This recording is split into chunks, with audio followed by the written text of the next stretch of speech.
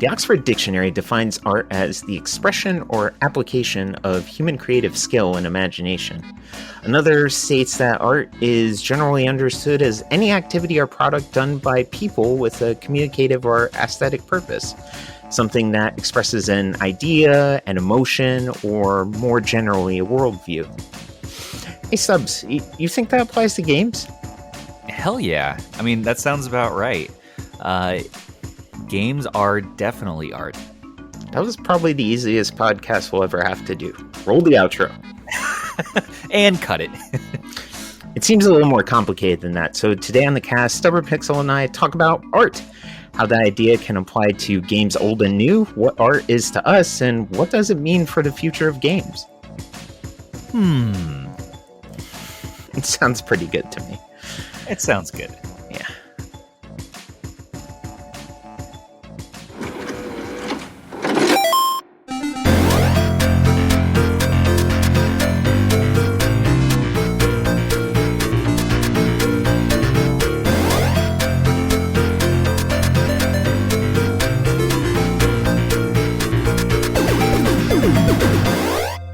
So doing some research on this, found someone with a strong opinion and someone with a hopeful opinion about the topic. During a 2014 Wall Street Journal interview, George R.R. Martin said that ultimately video games are going to become a new art form. I don't think they are yet. They're fun. They're not art. They could be art, but not in my lifetime. Which is an interesting, yeah. but that was from 2014, and recently he started working, or a year to 2 years ago, I think he started working with From Software on Elden Ring, which Stubbs, you have a hate relationship with the Souls series that From makes. Yeah. Now, fuck most of that series. It's a beautiful series. If you're talking about From Software, to me that harkens back to like Kingsfield from the PlayStation 1 days. That is an artful game to me. We're talking early 90s, so yeah, that is an interesting game. I went back and looked at what they were able to do and the things that they were able to convey even back then. And another topic of discussion probably for another cast, but how game makers evolve their young ideas and push them forward into the tool set that we have now. But another famous opinion from Roger Ebert in an article called "Video Games Can Never Be Art." Ebert says, "Why aren't gamers content to play their games and simply enjoy themselves? They have my blessing, not that they care." Oh, wrong. Wrong no, indeed. Bad. This is a man on his deathbed who uses his last gasps of life to say, gamers aren't, that's not a real art form. Gaming isn't a thing. No. I read that article. He's talking about Braid, which I wouldn't consider an artful game. He's talking about Flower, which doesn't evoke anything out of me. It's like me looking at a painting, a static painting. It doesn't move me, and I grew up on games, and that's probably why. A painting is boring. A lot of artful games to me are boring.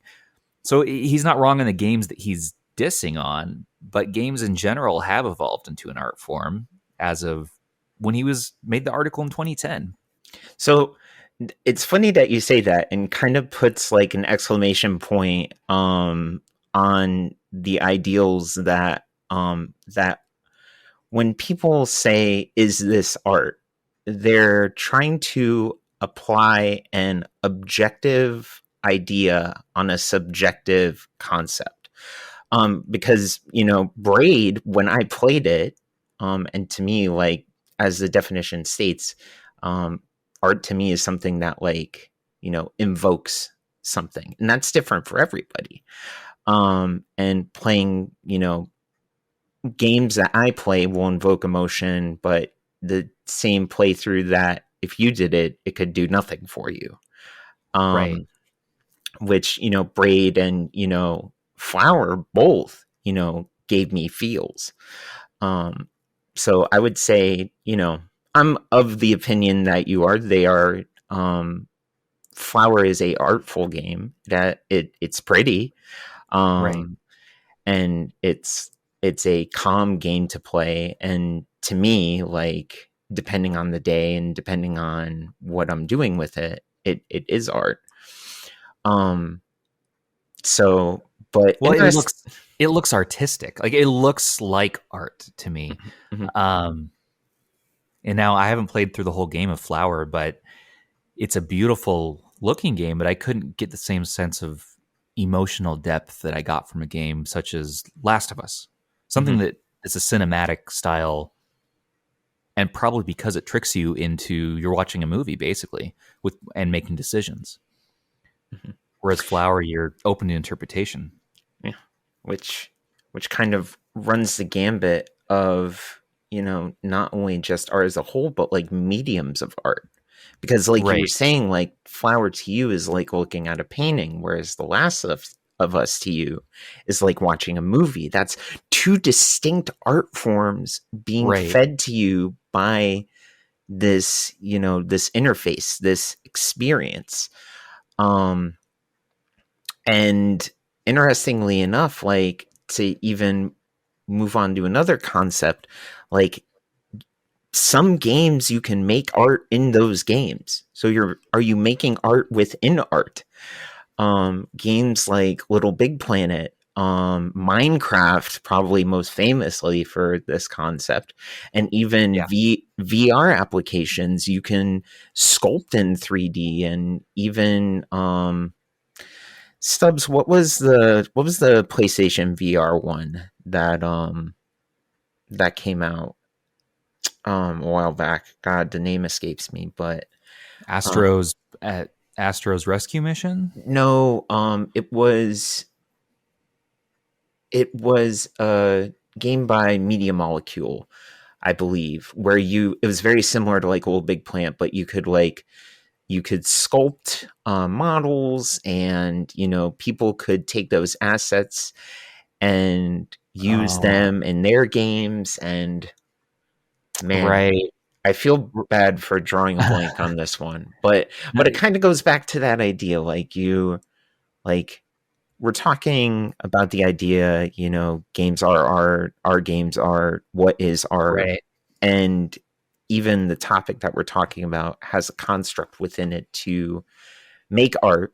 And even those things have been debated on being art, like a world in Minecraft, like walking through that and experience that. Is that art? It's a deep dive. So to kind of go back to Roger Ebert, and in true internet fashion, a couple months after writing the initial article, he had to write an article called "Okay, Kids, Play on My Lawn," and he basically kind of backpedals and admits his folly on not giving like the definition of art, or his definition of art. And he goes to say, what I was saying is that video games could not in principle be art. That was a foolish position to take, particularly as it seemed to apply to the entire unseen future of games. This was pointed out to me many hundreds of times. How could I disagree? It is quite possible a game could someday be great art. That's right. Walk it back, movie man. Yes, I know, right? And like in looking up, stuff about this topic, like, movies have kind of, like, specific genres of movies and music have had a similar fight to get to this point of being like accepted as art. I mean, has he never played Final Fantasy VII? Has he never played Dino Crisis? Come on, Ebert. Like, where's your head at? What's really funny is there's mention in that article too, as a lot of industry people reached out to him saying like, we'll send you systems, we'll send you games. And he's like, I don't care. Yeah. Like, imagine hanging like a movie on your wall and trying to get in it like not a movie. What am I saying? A painting on your wall and trying to get an achievement out of it. Like there's no what. I look at like a painting, and the most I'm going to say is like, oh, that's neat. Like Mona Lisa, like that's neat. But I don't look at her and like I'm feeling something. Like she looks like she's having a decent day. Maybe she had like a decent sandwich that day for lunch and had a little bit of wine, and then she stood in front of a dude for a while and he painted her picture. That's cool. And with movies, Ebert spends his whole career talking about movies, which many could be argued are as well are not art, are not artful, are not art. Like games are equally as much art as movies, and they're way more entertaining. And of course, you can get achievements from them, which even movies you can't. So there's my rant. And again, bringing up achievements. Technically, and again, saying, yeah. Technically, there is only one achievement, and it's the 100% achievement from getting through it. Correct. So that's in and of itself, it's an easy bar to hit. You just have to watch it. Yeah. And which I can't even hit that bar on a Saturday night. If I'm in like my PJs and I've had some popcorn and something to drink, I'll be passed out 75% of the way through, which is about as far as I get into my achievements as well. I cap it out around 75 and say, well, I basically 100% of that game. I'm going to tell people I did because, you know, Get another post-it for the idea wall. Games we can never finish. Right. Skyrim, I'm looking at you, you son of a bitch. Yeah, man, oh man. I have words, but later for a later time. But I have digressed. Back to you. Yeah. So, like for rock and roll, for instance, like that had its fight to have, acceptance by, the masses as being like a art form. And even more recently, like the extreme horror films, like Saw and, those of recent times have kind of, had their fight to be accepted as, more than torture porn, pretty much. Right. Which people say about Call of Duty and Battlefield too, that it's just basically violence porn you're playing, which I would counter with. Have you played Battlefield 1? Have you tried that game? I know what scene you were talking about. Because the intro, right? Yes, I was doing some research and like there was a deep dive into the intro, but go ahead. Yeah, so if you haven't played it, so in the intro you play a bunch of different characters. Each one dies, and then it shows their like death scene, saying, so and so lived from this time to this time, and then you jump into the next character and you play for a few minutes. You kill people, and then you die, and it rolls to their death scene. It's just really impactful, and that game, I remember playing that back in 2017, and I'm like, damn, like. This is not just a frantic Twitch shooter. This is a very artful experience that I'm going through right now. So I'll go ahead and the video link will be in the show notes for this, but the Closer Look did a deep dive into that, as one of the lives that you play in that is you're driving in a tank. You're a tank gunner, I believe. And you're driving through the battlefield, and you come across a soldier that is in the fetal position, rocking back and forth. Right. And there was a choice to put that character in there and to show like what war really was. War isn't, just a bunch of guys running around shooting guns. There's a mental toll, and some designer, some writer, decided to, to put that in, to put the reality into this game sequence, and that is a artistic choice. That is not a choice that is given solely for entertainment value. That is something to Right. make you go in and think. And the guy goes further. I can't remember, a friend of a relative, came across a similar situation. And the man was unarmed, and he was given the order to shoot. Yep. And he didn't. And he kind of brings that back to, in that sequence, you have that same choice. Right. And it's that those impactful things are things that can be only done in games. And Yeah. it's something that could even be missed if you aren't being attentive to what's going on.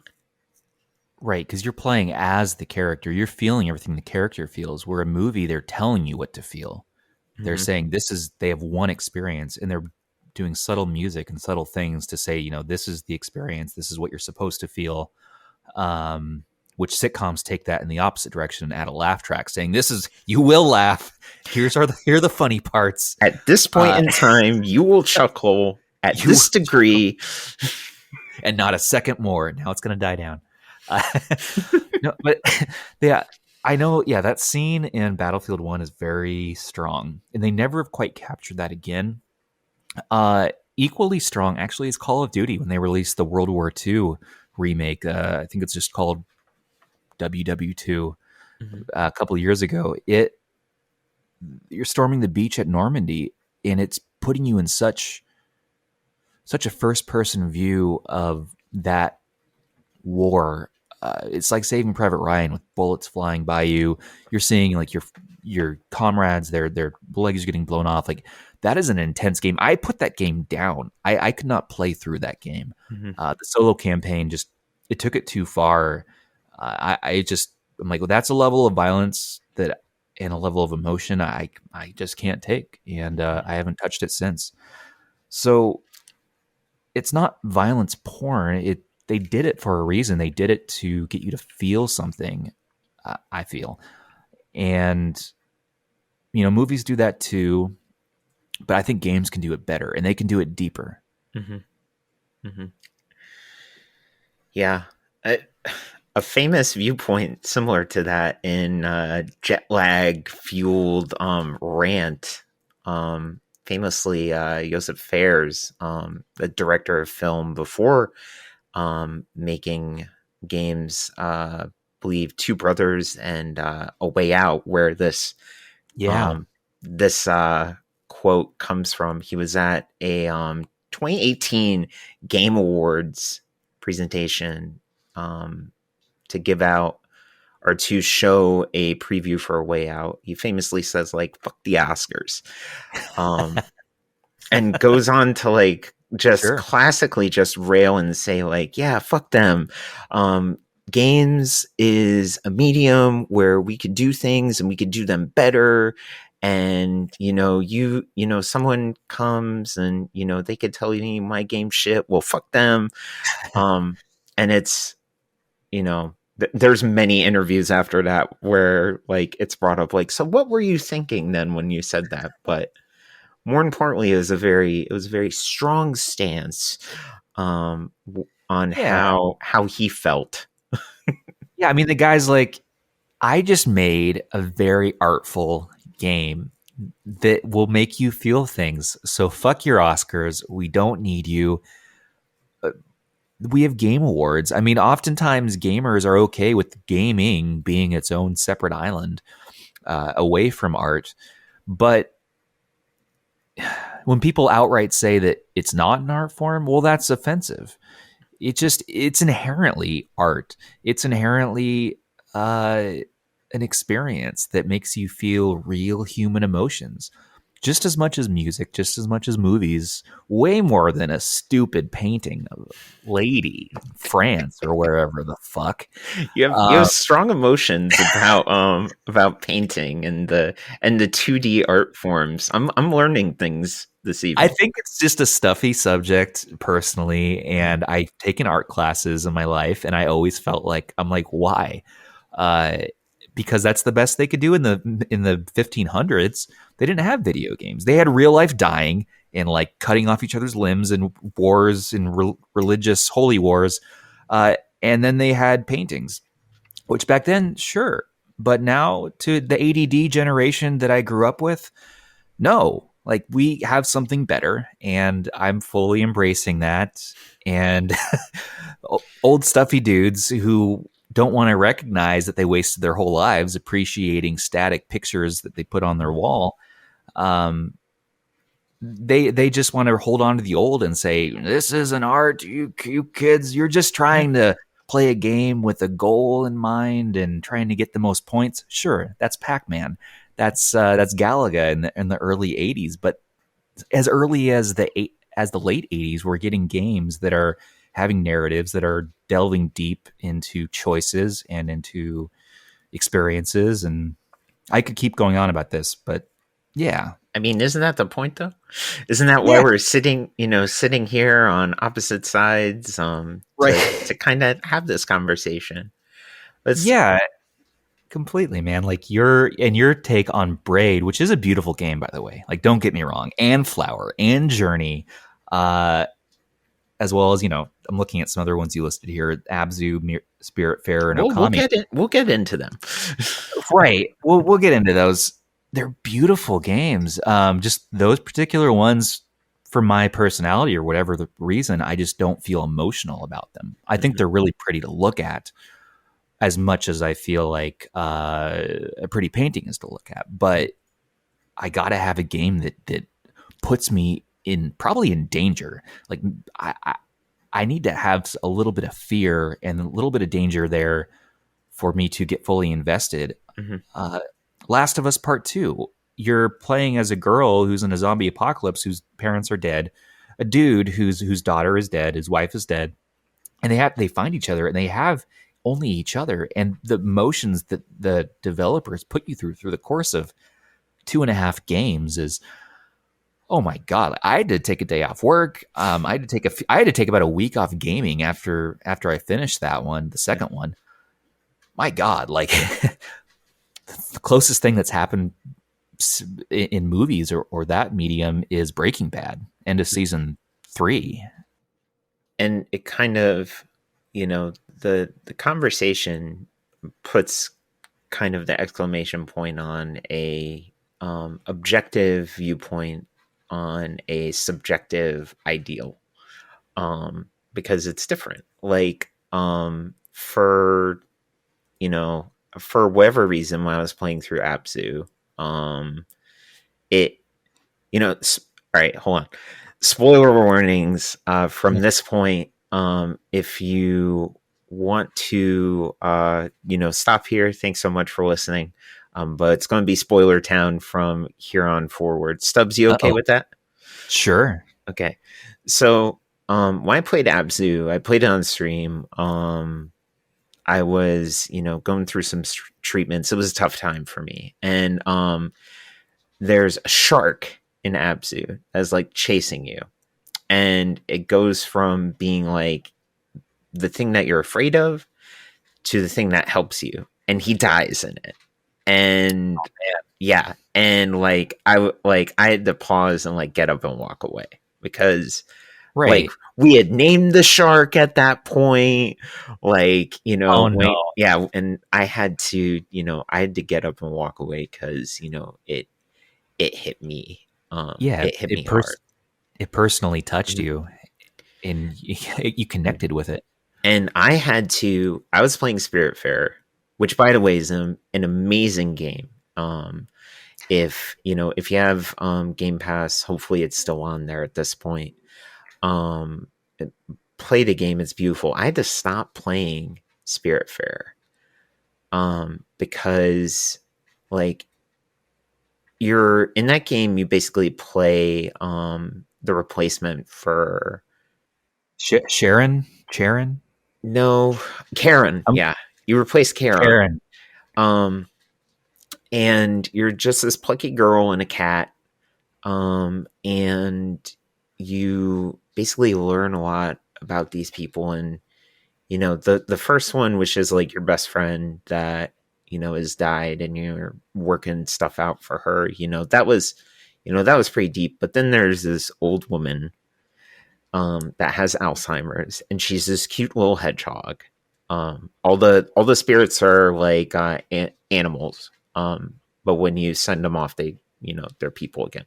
But it's Right. this cute little hedgehog woman, and she like mistakes you as her granddaughter at one point, and like she doesn't remember to go back inside when she's on the boat, and it gets to a point where her, even in this state, she degrades. And then when you bring her to the gate, and she goes away, she has that moment of clarity, and she's gone. And I had to put it down. I'm like, I can't go on these rides. I mean, they're beautiful rides. Right. And the game tells this beautiful story. It is art to me because it affects me so deeply. Yeah. But it was one of those things where like, this is too much for me. I have to put it down. I have to walk away from this. That's so awesome that these games can touch you in that way. And I doubt you watched a movie where you had to be like, I can't do it. I'm done with it. Mm-hmm. And actually, that's very presumptive of me, because as I'm saying these words, I'm finding like 3 or 4 movies where I'm like totally had to walk out and turn off. Like there's that I've had movie experiences where I've like basically shut it off because like it wasn't worth watching at that point. Right, but not because like the content was just so emotionally affecting you or Mhm. triggering, even where you're like, no. By the end of it, I've gotten gut punched, but Yeah. not in the middle. Never. I cannot recollect being hit hard in the middle of a film so bad to where I had to walk away from it. I had to walk out of The Joker in theaters. I actually Ooh. physically had a panic attack, which happens sometimes, and I had to get to my medication to take care of that. Otherwise, you have a panic attack, you're figuring, okay, I'm dying, I'm having a heart attack, I'm dead. Mm-hmm. And so I got that feeling in that movie, I think because they put you in the mind of the Joker in such a deep and dark way, and the psychological trauma of his life is too much for me, man. I was like, nope, I can't. After like 30 or 40 minutes, like I had to ask Chthonics, like, hey, I gotta get out of here. Mm-hmm. And we left. I also had that happen during Knives Out, which is a silly Daniel Craig like mystery clue, movie. For some reason, that one too hit me hard. But I'm not here to say that movies shouldn't be art. Just paintings. Yeah, just paintings. I've never walked out of a painting and been like, no. Joseph Fares, fuck the Oscars. Right. Stubborn Pixel, fuck paintings. Stubborn Pixel, like on my grave, fuck paintings. Yeah, pretty much. Dude, I can't even.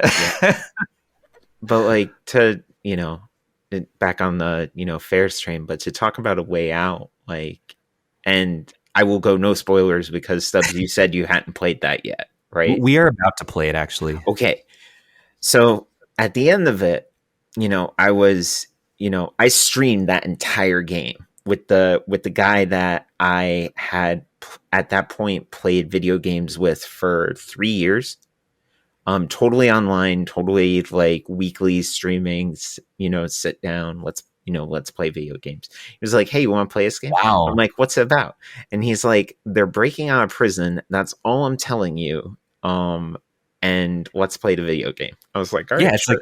It's like Prison Break, right? Mm-hmm. Great TV show. Mm-hmm. Yeah, just like that.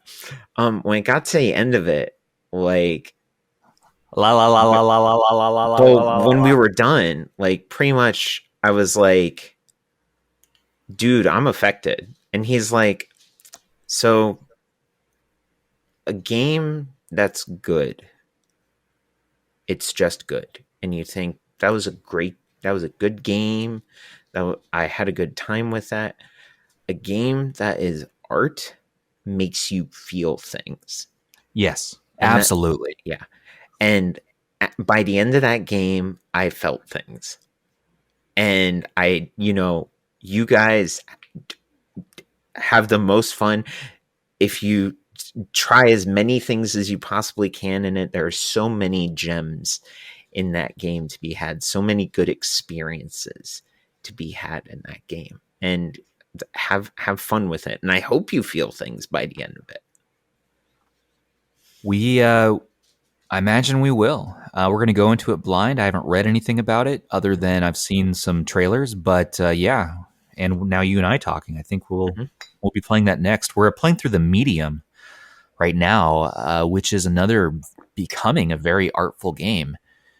It's kind of it's split worlds. You're partly in the spirit world because you're a medium, and you're partly in reality, and it splits your view down the middle, and you get to see what the spirit world is looking like while you're walking through the real world. And it's good. It's deeper than I expected. I thought it's a casual 5-hour game you can pick up and just play through. It's not. It's definitely, well, it's a 5-hour game you can pick up and play through, but you're gonna feel some shit. Mm-hmm. It might take you multiple sessions to get through it. Yeah, like, but it's worth it. Well, and it's worth it. and it's worth it. Another one is the Blair Witch, which it's a horror game, and I played it. It's on Game Pass, and I figured it'd be silly and fun to go through. My God, that is a deep game made by the same Bloober team who made The Medium. Turns out, and it is a deep game. They go into a soldier who is home from war, and he goes through the Blair Witch Woods, and he's having flashbacks, and the witch causes him to have a lot of psychological trauma, and it puts you in the first person perspective of someone going through PTSD flashbacks, and the horrors of that. And that affected me too, just playing through it. You can beat it in a few days, but it's, God, man, it's rough to get through. You're seeing your soldier buddies come back from the dead. You don't know what's real anymore. It tries your psyche. So that's another one. It's something that games like that, like horror games, are things that I couldn't get through. Yeah. Mostly because I'm a baby. I tried playing BioShock, which is another one of those, like, when it's talked about, its narrative is very celebrated, and that entire trilogy of games, the narrative is very Right. celebrated. But I really could only play it at 15-minute stints before my heart was going to jump out of my chest. And that's not even a horror game. But the concepts of it, I got through the first game, in the first area, I believe, is when you're trying to work through the splicers, and it's the plastic surgeon guy. And when he starts getting into, like, Picasso's vision of beauty and how he could, like, manipulate flesh with, I can't remember the mechanic for it, but it really weirded me out to the point where I had to be like, well, I'll watch a YouTube video about it. Yeah, not for me. That was a weird game. I never beat it, but Little Sister and the Big Daddies. What an odd series. It's very visceral. It seems beautiful. Chthonics is always bugging me to play through it. It's one of her favorites, actually, that whole series. Not BioShock 2, actually. Apparently that game is terrible. Mm-hmm. So won't talk about that. It was canned a lot. Okay. But we'll skip that. But yeah, the thoughts, and I've watched, like, a lot about, but, like, the thoughts and the concepts and the turns there, and what it does narratively is very interesting. It's like before. It's like when you read through a book and you're like, wow, this was a good book, versus when you like finish a book and like it takes your breath away that you're done with it. And that's kind of another medium that's very interesting to talk about, books. Right. Books can put you in a reality that is wholly different from a movie or from a painting or from a game. It's its own thing. I know books for me can just, God, they can really put me in a world, even more than a game actually, because you're creating it in your own brain. So it goes further than VR. It's like it's all you. You're creating the visuals for this experience. Now I'm lazy, so if it has to be a damn fine book to keep me going. Yeah. So games in a way take that part away. And sometimes it can be taxing to, to read the pages and, it going into your mind. And when you sit down and read something, you want it to be that fully fleshed out, realized world. Like, you don't want to read a book that's like stick figures, dancing around like Terrence and Phillips style. Right. Yeah, you want some like really deep, like R.L. Stein. Like, no, I'm kidding. Although as a kid, that was a pretty visually crazy series. But not like Robert Jordan's Wheel of Time, anything by Brandon Sanderson, Mm-hmm. which is very popular in our community, as I keep stumbling upon, Indeed. or Stephen King. Yeah. If they can describe the world to you in just a really awesome way, that can hold up just as much as any other art form. Yeah. But it takes those mental gymnastics to like build that in your mind, which is Right. why reading is a little more, for me, a little more taxing than like picking up a controller and playing through a game. A lot of the work is done for me. Exactly. Yeah, which is nice. Which is, we got to be as efficient as we can in the year 2020, 2021 here, because we're like, it's been so much. Yeah. We only have so now more than ever, we know there's only so much time we have on this little blue dot. Right. So we have to be selective with what we do, with our time. Right. Yeah, it's And true. we want those experiences that we get the most out of, and really, like, are those artful experiences, do we keep those, in our highest praise, or, you know do we take the chances on things that, look silly and fun? Because, like, games are meant to be fun first and Right. foremost. Like, that's why the medium started to exist in the first place. But it kind of has evolved into this ideal of making something more than just lines of code on a page and sprites on a screen, Right. which is beautiful in a way, that there's this level of expression that can be done, from a start to a finish, and have so many moving components and so many different components to it, to make something that from any stage you look at, it can be viewed as artful. Like, if you shove like a page of code at me, like, I'm not going to say, that's art. I'm going to say that's skillful. But somebody else that analyzes in a different way, they might look at that and say the creation of that code is art, because not just what it is on the page, but what it ends up being. Yeah. I mean, you look at it at some code, and it might just be the cleanest, most efficient code expressed in a beautifully efficient way. And that can be artful just to see the code on its own behind the scenes. Mm-hmm. Just like it can be beautiful to see music tracks broken up into wave files and listening to each instrument individually, listening to a guitar just ring out with reverb and delays. U2's The Edge, just an unending 20-minute long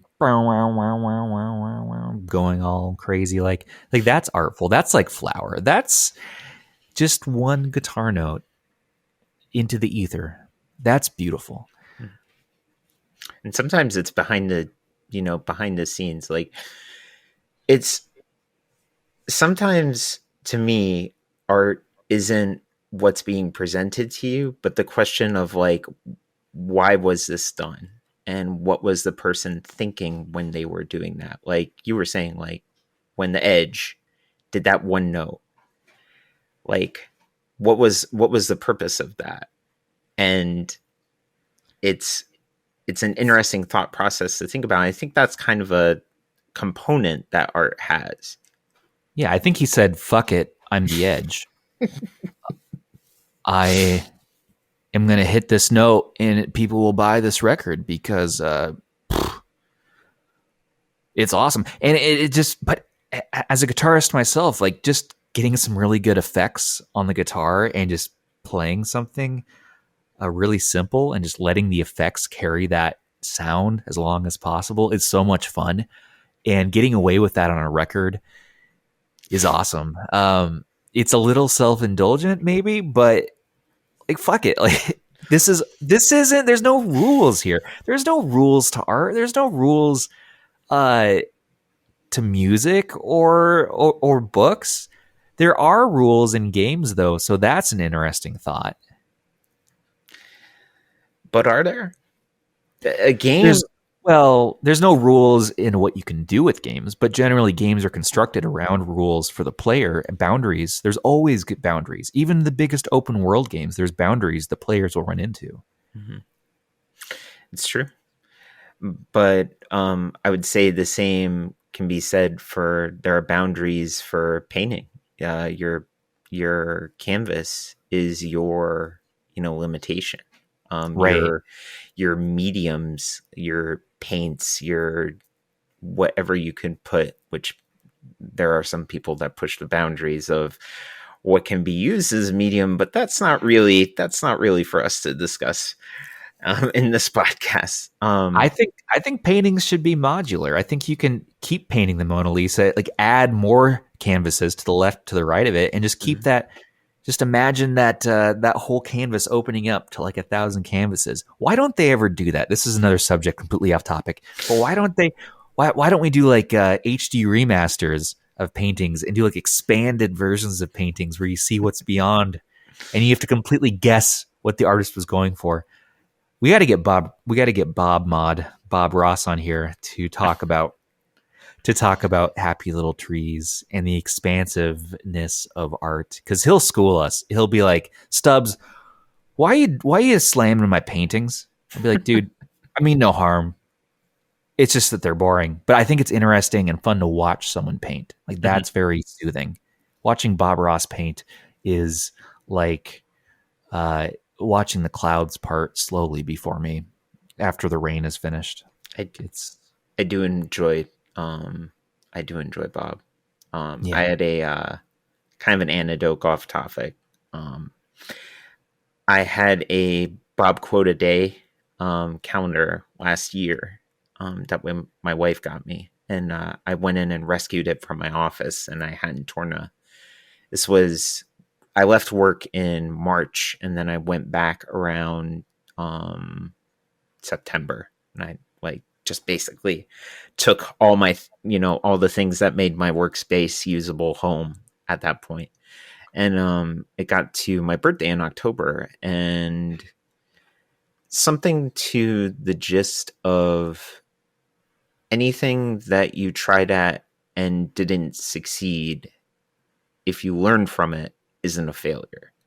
That kind of stuff, that's why I like Bob Ross. It's because of the stuff he says. The other thing too, right, how it ties back to art is when you see him and he's talking to you and he's going through his stuff and he's trying to teach you, when you look at a painting, that's kind of the inference that you're doing. Like, what was he thinking when he painted this? Like, why did he do this? Right. And Bob's just like, we're going to put a tree down here and that guy needs a friend. We all need friends, don't we? Even trees. I love that. Yeah. And it's like that's why he, that's why he put a tree there, because he believed everyone needs a friend, even a tree. Yeah.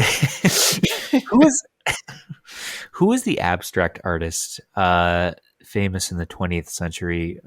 Was it Picasso, who just does abstract like shapes and like smudges?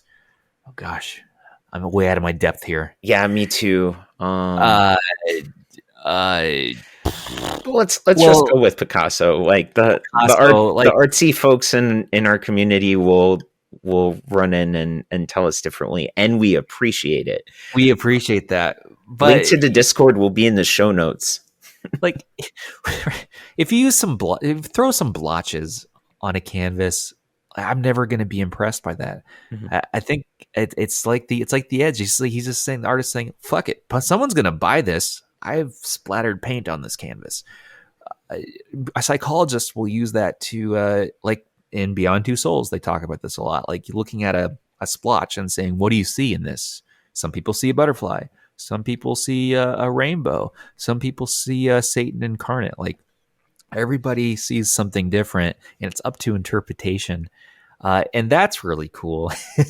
which Beyond Two Souls is another one of those games I just have to say again, like, wow. Spoiler alert. At the end, you have to make a major decision to go one of two directions, basically killing yourself or not, for the betterment of humanity, basically. Jesus, like that's a heavy decision to make as a person. Well, to kind of made by the same company. Do you remember off the top of your head who made Beyond Two Souls? They've made a bunch of them. Heavy Rain, Detroit. Yeah, Heavy Rain. You have to make the decision of like, is it cutting off your own fingers or? I haven't played that one. Yeah. Okay. It's a Quantic Dream. Yeah, Quantic Dream. Like all those games, like have those heavy moments in them. It's kind of what made them, what they were, and the presentation of like the movie game, right, so to speak. But I've only ever heard like good things about, and that's kind of the other thing. Like there are games that are experience games. Yeah, completely. Like all the Telltale games, games by like Man of Medan, the Dark Anthology, Dark Pictures games. Can't remember who makes it now. Published by Bandai, but man, we just finished that one as well. That's a beautiful game. It's kind of horror, kind of sci-fi, but it's an experience game. You walk slow through a bunch of corridors and you make decisions. And that's the whole game.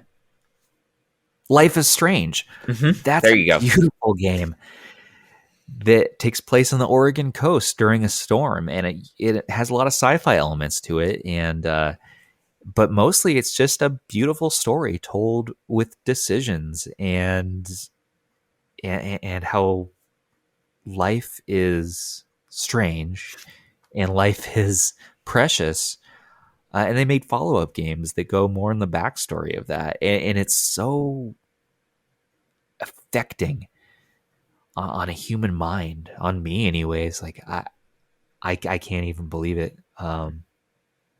One last game I'll hit on before you move on here is Metal Gear Solid. The whole series. Every game in the series. Kojima's trying to teach you something. He's trying to teach you his worldview, which directly ties into what art is oftentimes they're expressing a worldview with their work. And he's saying nuclear warheads and nuclear devices are dangerous and nobody should have them. Nobody should be building things like Metal Gears or any sort of Black Ops technology or nuclear hydrogen technologies, because we're out of our depth here talking about this level of violence and war and wiping out our planet and our people. Like it's just, he's trying to warn us through his medium, and the stories are so good. Now he also throws in a lot of like anime nudity stuff. He always does that. Fat too, Man, which is yeah. Yeah. Oh man. Hey, Oh man. just look. Hey, just look at a Salvador Dali painting. All right. Right. Making I don't. statements in strange ways. It's totally fine. Exactly. Like just throw like just one boob up in the corner. Like, yeah, he gets away with it. Yeah, that's my final rant on games that I feel are very artful and that affect me as a person. Mm-hmm. And I mean, really, that's kind of the point. That's kind of the point of art. That art can mean something different for everyone. I mean, the idea of art for me, just in the fact that I find paintings are art and Stubbs doesn't, like that. Well, for the most part, like there's beauty in that ideal, that, and I mean something that really is reflective of the times. Like you and me are having a conversation right now. I'm not saying I'm right. I'm not saying that you're wrong. I'm taking in your opinion, and I respect that opinion, and you are doing the same for me. Yeah. No, completely. And paintings obviously are art. They're the original art. Stick figures being drawn on cave walls millions of years ago is art. And Ebert saying that that's where we're at with video games, is stick figures on a cave wall. No. We're at least in the Renaissance. Come on. Yeah. We're definitely doing more with games now and pushing for more at a faster pace than a lot of other things in this day and age. Like where some art mediums are kind of hitting a wall and waiting for something to kind of revolutionize them. VR. One day I will experience it. I hope to God I don't throw up when I put a Quest on my head or whatever I end up getting. Well, I think VR is more in the stick figure realm, though. Like that's definitely an art form that's still in its very beginning stages. I agree with that. But the very, and kind of touched on this before, but the really interesting thing about VR is that it gives you a space there are tools that give you a space to create art. Right. Within that realm. Like you can have an entire sculpture studio like just set up in this virtual reality, and you have your Vive controllers, and you're carving out clay essentially in a 3D space. And that use of that technology is amazing, and we're only scratching like the surface of possibilities with it. The experiences that'll be created using that in the future will, if creating a lived in world is an art, I don't know what the hell is. Yeah, man. Completely agree. I think we can both agree on that. And what about Shadow of the Colossus? Oh my God. Last one. Yeah. We could talk about those games. We could go on forever. We literally could. We could just keep on going, but we'll have to stop at some point. At some point, I have to sleep eventually. I'm sure. You just had a cup of coffee. I did. You're ready to go. You're ready. You're live. You're young. You're full of youthful passion. Go pick up a Game Pass game and just beat it tonight. Like, let's get crazy. A little inside baseball for the listeners, is 11:27 p.m. where I am, and I have a quarter a cup of coffee that I'm sipping on. So just going, and me saying I could go all day with the conversation. Go out to one of those hip dance clubs. Like, just hang out with the shorties for all night. I'm sorry, that's going to be pre-COVID. It's not even possible. It's not even possible after COVID. Oh God, the world is different now. Anyways. Shadow of the Colossus. Shadow of the Colossus. Hang out with the shorties. Just get into club. Like, they're on the walls. Something about the walls from the they're running from the windows, and then they're going to the walls, and they're running back again. Like they're find Stubbs in the club. Get up, and I'm a me. They're running out of breath because they're touching windows, and they have to run to the wall. There's Sweaty. A bunch of sweat dripping down to their nether regions. It's a problem. It's a pandemic we're in. They need to wear masks if they're in the club. If they're having Bacardi, if they're having limousines and porcelain tigers, they need to, for one, film that, because that could be art. Like clubs, the club experience could be art. That's our next episode. Oh, I think I'm going to do a transition that I do in stream. If you enjoyed what you've listened, be sure to subscribe, drop a follow. I'm new to the podcast game, so a welcome addition. And I appreciate it. Show notes will have a link to the podcast where you can continue the conversation of how Stubbs and I are just really wrong about everything. Or hey, you can say, hey, there were some good talking points. We could dig a little deeper. If you enjoy what you heard on the cast today, feel free to drop. Is it a subscription or is it a follow? Is it what is this? Like add it to your podcast.